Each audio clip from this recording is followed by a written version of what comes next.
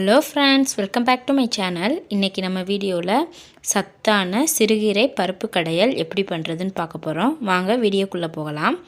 இந்த சிறுகீரை பருப்பு கடையல் பண்ணுறதுக்கு என்னென்ன பொருட்கள் தேவைன்னு பார்த்துடலாம்.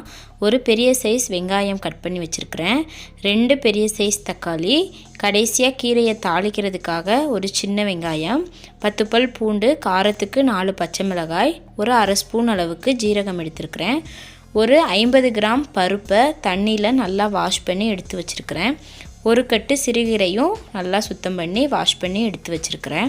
வாங்க இப்போ இதை செய்ய ஆரம்பிக்கலாம். நான் இன்றைக்கி குக்கரில் தான் கீரை கடைய போகிறேன். ஸோ இதில் நம்ம 1 by 1 எல்லாத்தையுமே நம்ம சேர்த்துக்கலாம். ஃபஸ்ட்டு எடுத்து வச்சுருக்கிற 50 கிராம் பருப்பை சேர்த்துக்கலாம். கீரையை சும்மா கடையிறாமல் இந்த மாதிரி பருப்பு சேர்த்து கடைஞ்சி பாருங்கள், டேஸ்ட்டு சூப்பராக இருக்கும். இப்போ நம்ம கட் பண்ணி வச்சுருக்கிற வெங்காயத்தை சேர்த்துக்கலாம். நான் இன்றைக்கி பெரிய வெங்காயம் சேர்த்துருக்கிறேன், சின்ன வெங்காயம் கூட சேர்த்து கீரை கடையெல்லாம் ரொம்ப டேஸ்ட்டாக இருக்கும். காரத்துக்கு 4 பச்சை மிளகாய், வரமிளகாய் வேணும்னாலும் சேர்த்துக்கலாம், 10 பல் பூண்டு, 2 தக்காளி சேர்த்துக்கிறேன். இது கூடவே நம்ம எடுத்து வச்சுருக்கிற ஜீரகத்தையும் சேர்த்துக்கலாம். குக்கரில் கடையிறதுனால எல்லாத்தையுமே ஃபஸ்ட்லேயே ஒன்றா சேர்த்து விசில் விட்டு எடுத்துட்டு கடைசியாக தான் நான் கடைய போகிறேன். பேச்சுலர்ஸ்லாம் கீரை கடையணுன்னா இந்த மாதிரி ட்ரை பண்ணி பாருங்கள், ரொம்ப ஈஸியாக இருக்கும். இப்போ நம்ம எடுத்து வச்சுருக்கிற கீரையும் இது கூட சேர்த்துக்கலாம். ஒரு 1/4 ஸ்பூன் அளவுக்கு மஞ்சள் தூள் சேர்த்துக்கிறேன். 1 டம்ளர் அளவுக்கு தண்ணி சேர்த்துக்கோங்க. இப்போ இதை மூடி போட்டு வேக வைக்கணும். அதுக்கு முன்னால் உப்பு சேர்த்துக்கலாம். நான் கல்லுப்பு அரை ஸ்பூன் சேர்த்துருக்குறேன்.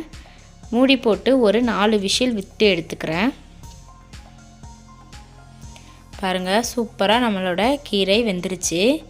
இப்போ இதை நம்ம பருப்பு மத்து வச்சு நல்லா கடைஞ்சி எடுத்துக்கலாம். ஒரு சிலர் மிக்சியில் அரைப்பாங்க, ஆனால் மிக்சியில் அரைக்கிறத விட இந்த மாதிரி கடைஞ்சி எடுத்திங்கன்னா ரொம்ப டேஸ்டியாக இருக்கும்.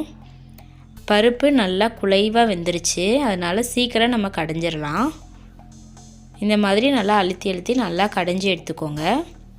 ஒரு சிலர் கீரை கடையிறதுக்கு கீரையை கட் பண்ணி சேர்த்துப்பாங்க, பொரியலுக்கு மட்டும் கட் பண்ணி சேர்த்துக்கோங்க. இந்த மாதிரி கடையிறதுக்கெலாம் கீரையை கட் பண்ணாமல் இந்த மாதிரி முழுசாகவே சேர்த்து செய்யுங்க, அதோட சத்து ஃபுல்லாகவே நமக்கு கிடைக்கும். இந்த ஸ்டேஜில் உங்களுக்கு தண்ணி பத்தலைன்னா கொஞ்சமாக தண்ணி சேர்த்துக்கலாம். நான் இன்றைக்கி தண்ணி எதுவும் சேர்க்கலை. பாருங்கள், நல்லா கடைஞ்சிட்டேன். கடைசியாக இந்த பருப்பு மத்தை மட்டும் லைட்டாக கழுவி தண்ணி சேர்த்துக்கிறேன். கீரை சாப்பிடாத குழந்தைகளுக்கு இந்த மாதிரி பருப்பு சேர்த்து கடைஞ்சி கொடுங்க, ரொம்ப விரும்பி சாப்பிடுவாங்க. நம்மளோட பருப்பு கீரை சூப்பராக ரெடி ஆயிடுச்சு. இப்போ இதை இன்னொரு பாத்திரத்துக்கு நான் மாற்றிட்டு இதுக்கு ஒரு தாளிப்பு கொடுத்துடலாம். நம்ம தாளிக்கிறதுக்காக அடுப்பில் இன்னொரு பேன் வச்சுருக்கிறேன். இதில் தாளிக்கிறதுக்கு தேவையான அளவு எண்ணெய் சேர்த்துக்கலாம். நான் நார்மலான குக்கிங் ஆயில் தான் சேர்த்துருக்குறேன். எண்ணெய் நல்லா சூடாகணும். எண்ணெய் நல்லா காஞ்சிருச்சு. இப்போ இதில் ஒரு அரை ஸ்பூன் ஜீரகம் சேர்த்துக்கிறேன், ஒரு கொத்து கருவேப்பிலை, ஏற்கனவே கட் பண்ணி எடுத்து வச்சுருந்த வெங்காயம், ஒரு 2 வரமிளகாய் இது கூட சேர்த்துக்கிறேன். நம்ம ஏற்கனவே கீரை கடையிறப்ப வரமிளகாயும் ஜீரகமும் சேர்த்துருக்குறோம், அதனால் கம்மியாகவே இந்த ஸ்டேஜில் சேர்த்துக்கோங்க. கடைசியாக ஒரு அரை ஸ்பூன் அளவுக்கு பெருங்காயம் சேர்த்துக்கலாம். இப்போ இது எல்லாம் நல்லா வதங்கினதுக்கப்புறம் நம்ம வேறு பாத்திரத்தில் மாற்றி எடுத்து வச்சுருக்கிற பருப்பு கடையல் கூட இந்த தாளிப்பை சேர்த்துடலாம்.